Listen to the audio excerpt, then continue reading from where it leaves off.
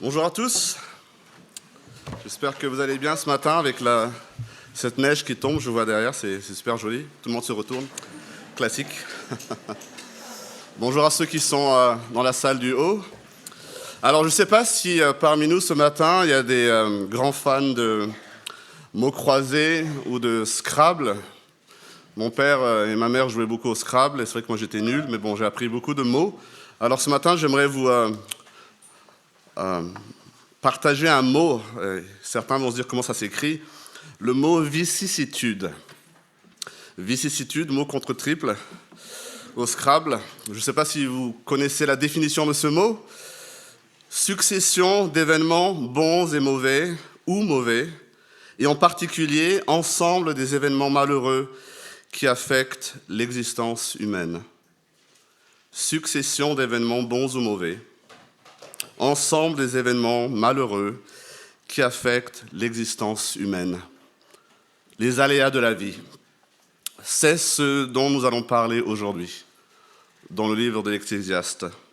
C'est un thème que beaucoup de penseurs, de philosophes à travers les siècles ont essayé d'aborder à leur manière, de donner leur parole de sagesse. On peut dire par exemple que Horace, 17 ans avant Jésus-Christ, nous dit « La vie n'est qu'un flux et un reflux perpétuel de contradictions. » La vie n'est qu'un flux et un reflux perpétuel de contradictions. Au XXe siècle, plus proche de nous, quelqu'un écrit « La vie humaine est une suite vertigineuse de faux pas et de reprises, d'illusions et de désenchantements, d'obstination et de brusques réveils. » Et pour les fans d'Hollywood, un grand philosophe a dit « La vie, c'est comme une boîte de chocolat. On ne sait jamais sur quoi on va tomber. » Forrest Gump, pour les amoureux des films. Dans le texte qu'on va voir aujourd'hui, l'Ecclésiaste, j'ai envie de dire le philosophe, dresse d'abord un tableau de la vie. Ensuite, il va soulever des questions par rapport à ce qu'il voit dans la vie. Et enfin, il va essayer de donner des paroles de sagesse qui vont nous aider à vivre dans ce cadre qu'il décrit. Alors, si vous avez vos Bibles, je vous invite à ouvrir avec moi au Ecclésiaste, chapitre 3, le texte de ce matin. Pour ceux qui ont cette Bible blanche, c'est la page 436. Ecclésiaste, chapitre 3.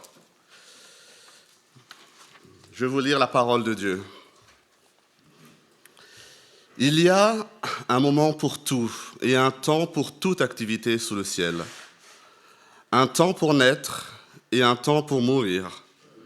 Un temps pour planter et un temps pour arracher ce qui a été planté. Un temps pour tuer et un temps pour guérir. Un temps pour démolir et un temps pour construire. Un temps pour pleurer et un temps pour rire, un temps pour se lamenter, et un temps pour danser, un temps pour lancer des pierres et un temps pour en ramasser, un temps pour embrasser et un temps pour s'éloigner des embrassades, un temps pour chercher et un temps pour perdre, un temps pour garder, un temps pour jeter, un temps pour déchirer et un temps pour coudre, un temps pour se taire et un temps pour parler. Un temps pour aimer et un temps pour détester. Un temps pour la guerre et un temps pour la paix. Mais quel avantage celui qui agit retire-t-il de la peine qu'il se donne? J'ai vu quelle occupation Dieu réserve aux humains. Il fait toutes choses belles au moment voulu. Il a même mis dans leur cœur la pensée de l'éternité, même si l'homme ne peut pas comprendre l'œuvre que Dieu accomplit du début à la fin. J'ai reconnu que leur seul bonheur consiste à se réjouir et à bien agir pendant leur vie. Et que si un homme mange, boit et prend du plaisir dans tout son travail, c'est un cadeau de Dieu. J'ai reconnu que tout ce que Dieu fait durera toujours, sans qu'on puisse ajouter ou enlever quoi que ce soit. et que Dieu agit de cette manière afin qu'on éprouve de la crainte devant lui. Ce qui existe a déjà existé, tout comme ce qui existera, et Dieu ramène ce qui est passé. J'ai encore vu, sous le soleil, qu'à l'endroit désigné pour le jugement se trouvait la méchanceté, et qu'à l'endroit désigné pour la justice régnait la méchanceté. Je me suis dit dans mon cœur, le juste et le méchant, c'est Dieu qui les jugera, car il y a un temps pour toute activité et pour tout ce qui se fait. Je me suis dit dans mon cœur, à propos des humains, que Dieu les met à l'épreuve pour qu'ils voient par eux-mêmes qu'ils ne sont que des bêtes. En effet, le sort de l'homme et celui de la bête sont identiques. Ils meurent tous les deux. Ils ont tous un même souffle, et la supériorité de l'homme sur la bête est nulle, puisque tout n'est que fumée. Tout va au même endroit, tout a été fait à partir de la poussière, et tout retourne à la poussière. Qui sait si le souffle des humains monte vers les hauteurs et si le souffle de la bête descend sur la terre? J'ai vu qu'il n'y a rien de mieux pour l'homme que de se réjouir de ce qu'il a fait. Voilà quelle est sa part. En effet, qui le ramènera pour qu'il voie ce qui sera après lui? Prions. Notre Dieu, notre Père, merci pour ta parole, merci pour la vérité que tu nous as laissée dans ta parole. Seigneur, parfois, elles semblent complexes, elles ne sont pas évidentes à comprendre, mais Seigneur, on veut croire que c'est la vérité, on veut croire que c'est toi qui as inspiré ces paroles pour nous, pour te révéler à nous et pour qu'on vive selon tes voies. Seigneur, par ton esprit, éclaire-nous encore ce matin, que ta parole agisse puissamment en nous, que s'il y a besoin de conviction, que ton esprit nous convainque de péché, que s'il y a besoin d'encouragement, que ton esprit nous encourage. Je te prie dans le nom de ton Fils. Amen. Beau verset, n'est-ce pas? Les 8 premiers versets de ce texte sont assez connus, très connus même, j'ai envie de dire, que ce soit dans un milieu chrétien ou dans un milieu non chrétien. Et ce que dit l'Ecclésiaste dans ces 8 premiers versets, il n'y aura pas grand monde, en fait, je pense, qui va nous le contredire, qui va dire « je ne suis pas d'accord avec ça ». L'Ecclésiaste, l'observateur de la vie, veut nous montrer ici que la parole aussi a quelque chose à dire sur les vicissitudes, un mot important, vicissitudes de la vie. Et il commence par une phrase presque synthétique, un résumé quelque part du tableau qu'il dresse après. Verset 1, « Il y a un moment pour tout et un temps pour tout. » Et ensuite, il se met à égrener une liste de temps qu'il regroupe en ce qui semble être des paires opposées. Un temps pour naître, un temps pour mourir, un temps pour tuer, un temps pour guérir, un temps pour la guerre, un temps pour la paix. Je pense que chacun de nous, on peut reconnaître dans cette liste différents moments de notre vie. Certains diraient, ça sonne comme du vécu. Un jour, on se réjouit pour une naissance. Quelques jours plus tard, on peut se lamenter et pleurer un décès. Nous passons tous par ces ascenseurs, parfois de vraies montagnes russes émotionnelles. D'autres fois, il ne s'agit pas nécessairement d'émotions, mais de moments où on a dû prendre position, parler, se taire, faire des embrassades, ou comme en ce moment, avec le Covid, se réfréner, s'éloigner des embrassements. Certains parmi nous n'ont connu que des temps de paix. D'autres ont connu la guerre et la paix. Et certains dans le monde semblent ne connaître que la guerre. Lorsque l'Ecclésiaste dit « il y a un temps », il n'est pas en train de dire « il doit y avoir ces temps dans nos vies ». Il n'est pas dans la prescription. Il fait simplement une observation. Il reprend cette observation qu'il a déjà partagée dans le premier chapitre. Les choses semblent se suivre et se ressembler. Ce qui a été, c'est ce qui se fera, chapitre 1. Ici, il observe que la vie est rythmée par différents moments Et que souvent, étrangement ou cyniquement, ces moments sont totalement opposés en charge émotionnelle. En tant qu'observateur de la vie de l'homme sur Terre, il remarque ces choses. C'est le tableau qu'il nous dresse dans ces 8 premiers versets. Il note quelque part que la vie est rythmée par un va-et-vient constant, comme le tic-tac d'une horloge, le temps qui passe. C'est ce qu'il décrit dans ces 8 premiers versets. Il nous dit que tout homme ou femme est soumis à ce tic-tac, qu'il soit riche, pauvre, faible ou puissant. Il y a un temps pour tout et l'on n'y peut rien. Et beaucoup de ces choses arrivent d'une manière qui nous échappe totalement. Je ne sais pas ce que vous traversez dans votre vie aujourd'hui. Est-ce que c'est plutôt des moments de joie? Est-ce que c'est plutôt de la tristesse? Des moments de doute? De l'inquiétude? Quelle est la part de tout ça que vous contrôlez réellement? Si on devait arrêter notre lecture d'Ecclésiaste ici, à la fin du verset 8, on peut être soit dépité, soit cynique sur la condition humaine. Et c'est ce que la plupart des personnes qui lisent ces 8 premiers versets peuvent ressentir. Oui, l'Ecclésiaste a su bien capturer le temps qui passe et les aléas de la vie. Et ce temps, c'est vrai, qui passe apporte son lot de tristesse, de joie, de réflexion, de labeur, de déception. Et parfois, toutes ces choses sont concentrées dans un laps de temps très court, trop court. Et lorsqu'on pense qu'on est enfin sorti d'affaire, une autre tuile semble arriver. Et lorsqu'on vit un moment joyeux, il semble qu'il y a toujours quelque chose ou quelqu'un qui va venir gâcher cette fête. Et puis, combien même notre vie ne serait qu'une succession de joie et de réussite, un jour vient et on meurt.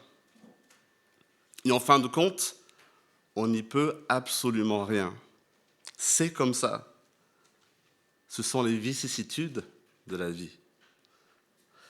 Alors là, on est en mesure de se poser la même question que l'Ecclésiaste pose au verset 9. Quel avantage celui qui agit retire-t-il de la peine qu'il se donne? À quoi ça sert tout ça? Pourquoi ces aléas de la vie?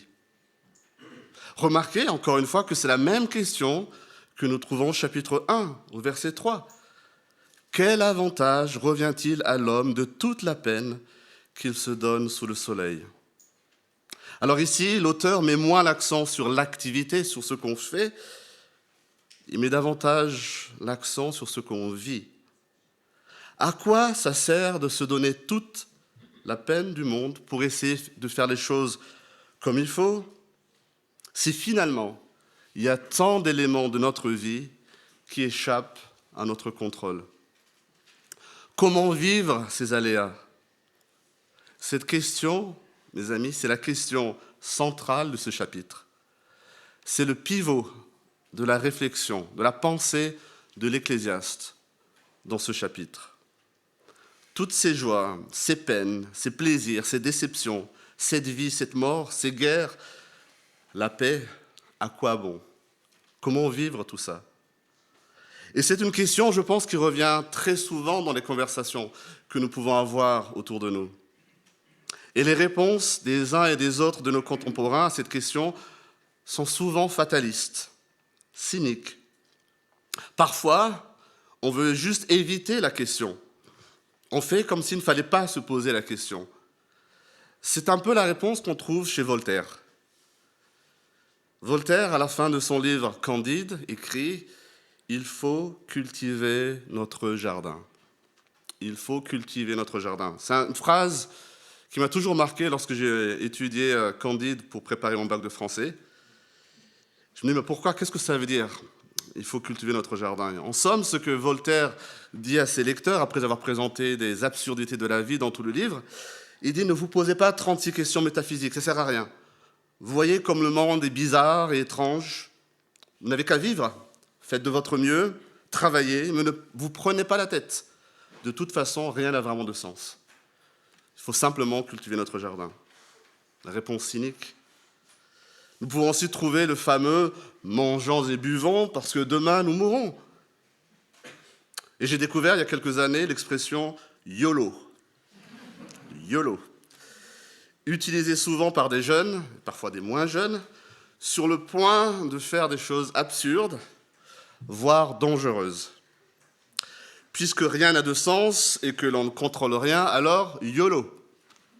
Alors YOLO, certains disent, mais YOLO, qu'est-ce que ça veut dire? C'est un acronyme, YOLO. Y-O-L-O. Un acronyme en anglais qui veut dire You only live once. Ou dans la langue de Molière, on ne vit qu'une fois. Ce qui donnerait en français O-N-V-Q-U-F, mais ça fait tout de suite moins fun. Alors, YOLO. Quelle est votre réponse à cette question que pose l'auteur au verset 9? Quel avantage celui qui agit retire-t-il de la peine qu'il se donne? Votre réponse, votre conviction par rapport à cette question, je pense, donne le cadre de votre vie.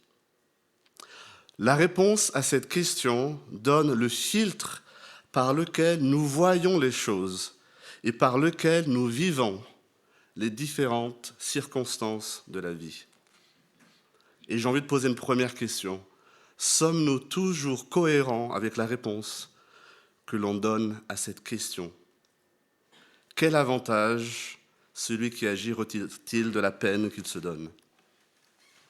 Heureusement, l'Ecclésiaste a réfléchi à cette question. Dans la suite de notre texte, il nous donne des éléments de réponse. Si vous prêtez attention au texte, vous verrez une succession de « j'ai vu »,« j'ai encore vu », avec une succession de « j'ai reconnu ». Et en mon cœur, je me suis dit. Comme si l'Ecclésiaste nous donne une suite de questions qui se posent et qu'on se pose, et qu'ensuite il les répond avec des paroles de sagesse.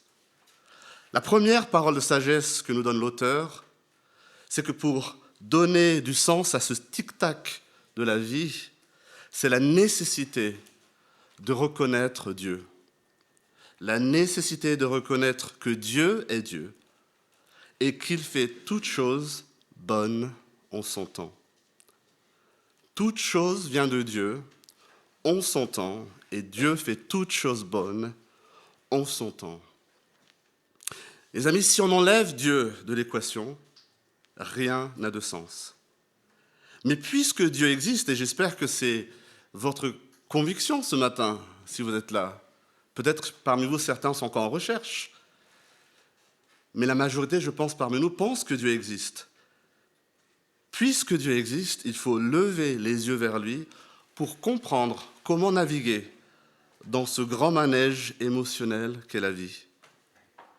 Au verset 11, l'Ecclésiaste affirme, il ne pose pas la question, il affirme que Dieu fait toutes choses bonnes en son temps. C'est une vérité, une affirmation chargée de vérité théologique. Dieu fait. Dieu fait. Ce n'est pas le hasard. Rien ne relève d'un concours de circonstances. C'est Dieu qui fait. Il fait toutes choses souverainement. Il est celui qui est réellement au contrôle de toutes choses. Dieu n'est pas passif. Contrairement à Voltaire qui parlait d'un grand horloger qui aurait fait le monde et ensuite qui aurait laissé le monde libre, court, notre Dieu agit. Il agit encore aujourd'hui. Est-ce que nous le croyons? Et il fait toutes choses bonnes. Ce que Dieu fait est bon depuis le commencement, depuis la Genèse. Tout ce qu'il fait est bon. Pourquoi? Parce qu'il est bon. C'est sa nature.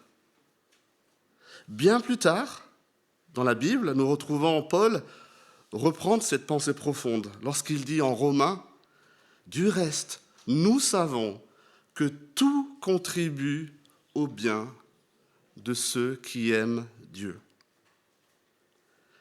Mes amis, croire que Dieu est bon c'est une question de santé spirituelle, de santé morale, et j'ai envie de dire de santé mentale. Si on ne croit pas que Dieu est bon, il n'y a pas grand-chose qu'on puisse encaisser pendant notre vie sur terre. Tôt ou tard, on finit par rejeter la foi. Si le fait de croire que Dieu est bon n'est qu'une conviction intellectuelle, les circonstances de notre vie vont vite nous faire douter. Lorsque nous lisons, comme nous l'avons fait la semaine dernière, comment Dieu se présente à son peuple, si vous vous rappelez la présidence que nous avons eue la semaine dernière, on a lu Dieu qui se présente en Exode 34. Et que dit-il lorsqu'il se présente à son peuple ? L'Éternel est un Dieu de grâce et de compassion, lent à la colère, riche en bonté et en vérité. Est-ce que nous le croyons ? Dieu fait toutes choses bonnes en son temps. Ça aussi, est-ce qu'on le croit ? Très souvent, trop souvent, je pense, nous voulons que les choses se fassent à notre temps. Parce qu'évidemment, nous pensons savoir mieux que quiconque quand et comment les choses doivent se faire, n'est-ce pas ? Si vous êtes comme moi, souvent j'ai cette pensée. Mais Dieu est hors du temps. Il n'est pas assujetti au temps comme vous et moi. Il voit tout, il connaît tout, il déroule son plan et non pas le nôtre. Il déroule son plan pour sa gloire, non pas la nôtre. Toute la Bible nous rappelle que Dieu agit toujours en son temps. Et les premiers lecteurs de l'Ecclésiaste connaissent trop bien l'histoire d'Israël, leur peuple. Ils savent trop bien combien de fois Dieu a agi en son temps pour délivrer son peuple. Le temps de Dieu n'est pas le temps des hommes. Dieu n'a pas de sens d'urgence, de devoir ajuster les choses. Il ne peut pas être surpris par les éléments temporels, puisqu'il est hors du temps. Mais je peux comprendre que cette réponse peut nous insatisfaire, nous laisser sur notre faim, surtout si on n'a pas de relation personnelle et profonde avec Dieu. On peut se dire, si Dieu est bon, et vous connaissez la réponse, la suite, pourquoi ceci ? Pourquoi cela ? On veut donner du sens à ce que nous vivons, à ce qui se passe autour de nous. Nous sommes en quête d'une vérité profonde, tous, autant que nous sommes. Même celui qui rejette Dieu se pose ces questions existentielles. Et l'Ecclésiaste nous dit que cette quête de sens, c'est Dieu lui-même qui l'a plantée en nous. Cette quête de sens, c'est Dieu qui l'a plantée dans le cœur de l'homme. Lisons la fin du verset 11. Il a mis dans leur cœur la pensée de l'éternité, bien que l'homme ne puisse saisir l'œuvre que Dieu fait, du commencement jusqu'à la fin. Quelque part, chacun se pose ces questions existentielles. La quête de sens est universelle. C.S. Lewis, un philosophe après la Deuxième Guerre mondiale, britannique, auteur notamment des Chroniques de Narnia, mais des livres beaucoup plus profonds philosophiquement, disait que si notre monde n'avait pas de sens, si l'univers n'avait pas de sens, nous ne nous poserions pas la question. Comment on peut se poser la question d'un sens si rien n'a de sens ? Se poser même la question du sens de la vie, c'est déjà avoir l'instinct que la vie doit avoir un sens. Mais l'Ecclésiaste nous avertit que la pensée de l'éternité ne nous donnera pas toutes les réponses. Nous ne pouvons pas répondre à toutes les questions. On ne pourra jamais saisir dans sa totalité la grandeur et la finalité de ce que Dieu accomplit. Et cela, mes amis, ça nous ramène à notre condition limitée, notre finitude. Nous sommes des créatures limitées. Dieu est le Créateur. Nous naissons, nous mourons. Dieu est éternel, sans commencement et sans fin. L'Ecclésiaste nous invite à accepter cette réalité. Puisqu'il nous est impossible de tout comprendre et d'appréhender, puisqu'on ne peut pas contrôler les choses, réjouissons-nous du fait que toutes les choses bonnes que nous avons et dont nous bénéficions viennent de Dieu. Reconnaissons, comme au verset 14, que seul ce que Dieu fait dure, parce qu'il est Dieu. Ce qu'il accomplit, personne ne peut le détruire. Et dans tout ce qu'il fait, il n'y a rien à critiquer, rien à enlever ou à rajouter. L'Ecclésiaste est clair sur une chose. Pourquoi Dieu fait tout ça? Pourquoi Dieu fait tout ça? Dieu fait tout cela pour qu'on le craigne, nous dit l'Ecclésiaste. Et ici, l'Ecclésiaste nous donne une deuxième parole de sagesse. Dieu fait toutes choses pour qu'on le craigne, mais l'homme a maintes fois montré qu'il ne craint pas Dieu. Depuis le commencement jusqu'à nos jours, nous voyons les hommes vouloir prendre la place de Dieu.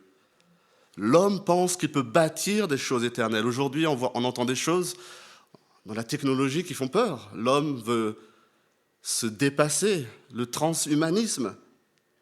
L'homme pense qu'il peut prendre seul les meilleures décisions. L'homme a rejeté ce Dieu. Et quel est le résultat? Nous le voyons au verset 16.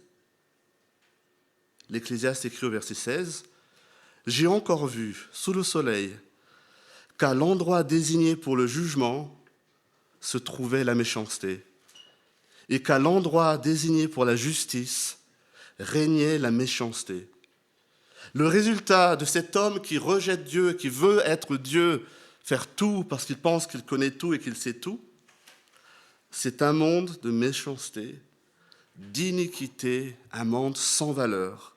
Même là où on devrait s'attendre à la justice, l'Ecclésiaste nous dit on ne trouve que méchanceté, corruption, injustice. Mais l'Ecclésiaste, dans sa parole de sagesse, se rappelle et nous rappelle une vérité qu'il veut savoir ancrer dans nos cœurs. Verset 17. Dieu jugera l'homme en son temps. Le juste et le méchant, c'est Dieu qui les jugera, car il y a un temps pour toute activité et pour tout ce qui se fait. Dieu jugera l'homme en son temps. Il y aura, mes amis, un temps de jugement. Ce qu'on fait n'est jamais sans conséquence. Les injustices, les violences et les horreurs commises dans le passé, dans le présent et dans le futur ne resteront pas impunies. Pour chaque chose et pour chaque acte, il y a un temps pour le jugement. C'est ce que nous dit l'Ecclésiaste. Alors la question que je vous pose, est-ce que nous sommes tous prêts à passer devant le juge? Quel sera le verdict du juge parfait lorsque chacune de nos actions passera au crible de sa justice? Pouvons-nous suffisamment faire bien les choses sur terre pour ne pas être trouvés coupables le jour du jugement? Laissez-moi vous dire tout de suite, c'est impossible. C'est impossible de vivre de manière si parfaite que nous soyons trouvés parfaitement innocents et justes par Dieu. Et pourquoi? Parce que nous sommes pécheurs. Nous sommes tous entachés par le péché, dans nos actions, dans nos pensées. Il n'y a personne qui pratique le bien, nous dit la Bible. Que dire alors? Si personne ne pratique le bien, allons-nous tous être condamnés? Dieu, un Dieu de grâce, de compassion, de bonté, a la réponse à cette question. Le Dieu qui est hors du temps, le Dieu qui contrôle tout, il a souverainement mis un plan en place, un plan de salut. Ce péché qui nous condamne tous, on l'a vu avec la scène, a été cloué à la croix, où Jésus, le Fils de Dieu, est mort à notre place. C'est pour moi, et j'espère pour vous, la plus belle chose que Dieu a faite pour l'homme. Envoyer son propre Fils pour mourir à la place des pécheurs, à notre place, pour être condamné à notre place. Et il l'a fait en son temps. La Bible nous dit qu'il l'a fait au temps marqué, quand le temps est venu. On peut le voir en Galates 4, on peut le voir en Romains 5.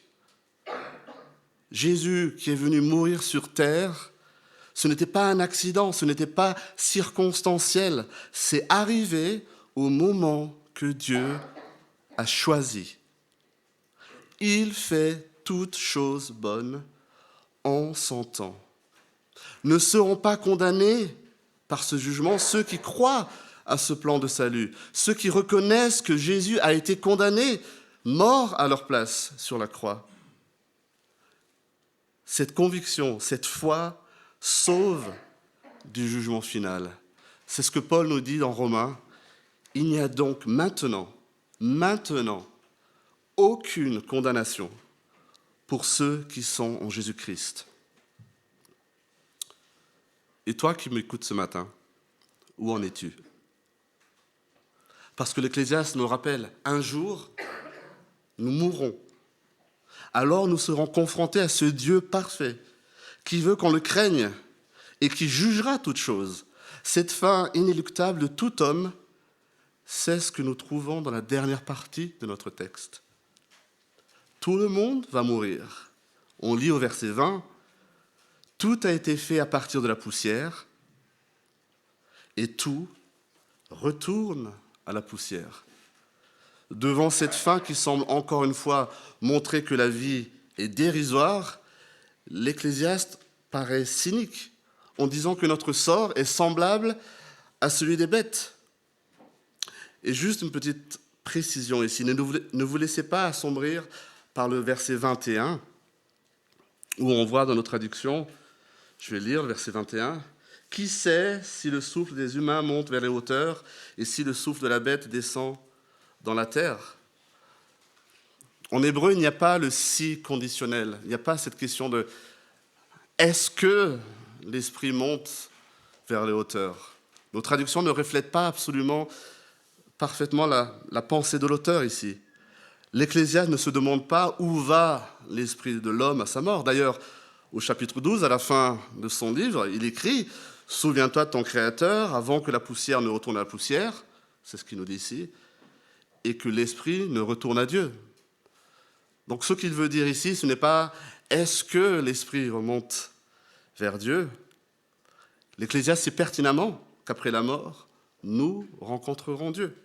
Ici se pose une question rhétorique de savoir qui connaît l'esprit des humains qui montent vers l'auteur, qui connaît leur cœur.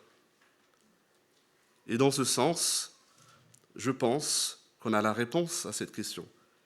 Celui qui connaît et qui sonde les âmes, c'est Dieu. J'aimerais, pour conclure, m'arrêter sur le verset 22. Après cet exposé sur ces aléas de la vie qui semblent si dérisoires que personne ne peut contrôler, ces montagnes russes que nous réserve la vie, tout ça pour en fin de compte mourir, on peut se poser la question, mais comment faire pour naviguer dans tout ça? Comment vivre ce qu'on ne peut pas contrôler? Et l'Ecclésiaste nous partage sa dernière parole de sagesse, sa pensée finale. Il n'y a rien de mieux pour l'homme que de se réjouir de ce qu'il fait. Voilà quelle est sa part. Il n'y a rien de mieux pour l'homme que de se réjouir de ce qu'il fait, que de saisir la vie. Que dit mordre à pleines dents. Et là, vous devez me dire, attendez. Est-ce que l'Ecclésiaste, ici, il rejoint finalement cette pensée qui nous invite à brûler la chandelle par les deux bouts, à profiter de chaque minute de notre vie façon YOLO? Est-ce que la morale de l'Ecclésiaste dans ce texte est de nous dire « carpe diem », qui consiste à profiter et à saisir le moment présent sans se soucier du futur, puisqu'on vit, on meurt et ensuite le néant? Je ne pense pas, et j'espère que vous ne pensez pas à la lecture de ce texte, que ce soit la pensée de l'auteur. Je pense que l'auteur nous invite à nous rappeler qu'un jour nous mourrons, et qu'entre notre naissance et cette mort inévitable qu'est notre vie, il nous revient de nous réjouir de ce que Dieu nous donne, en nous rappelant qu'il est bon et qu'il veut le bien de ceux qu'il aime. L'Ecclésiaste ne nous appelle pas au carpe diem. L'Ecclésiaste ne nous appelle pas au carpe diem.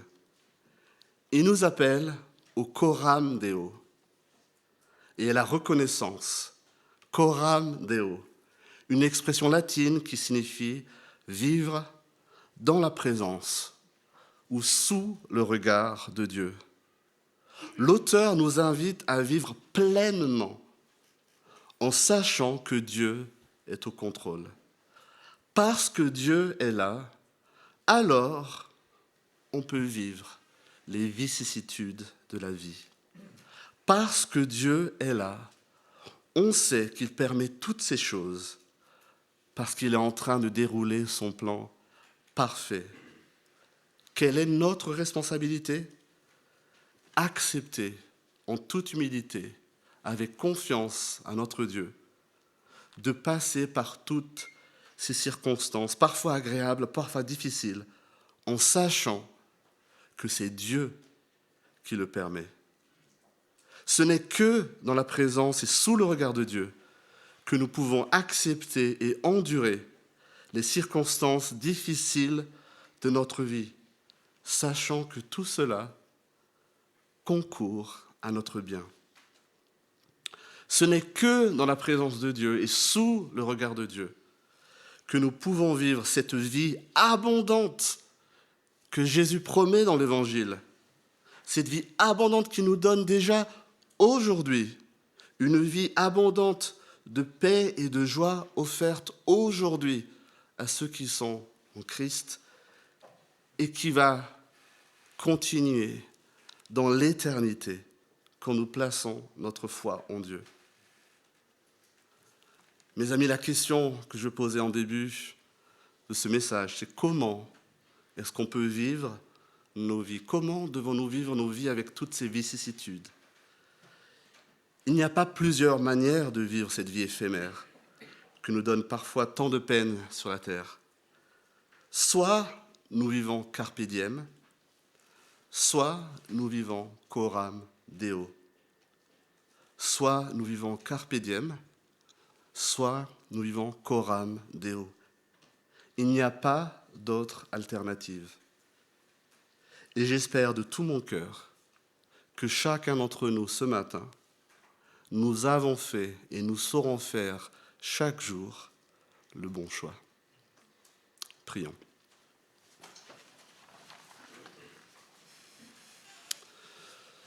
Notre Dieu, merci encore pour ta parole qui nous éclaire, ta parole qui est pleine de vérité.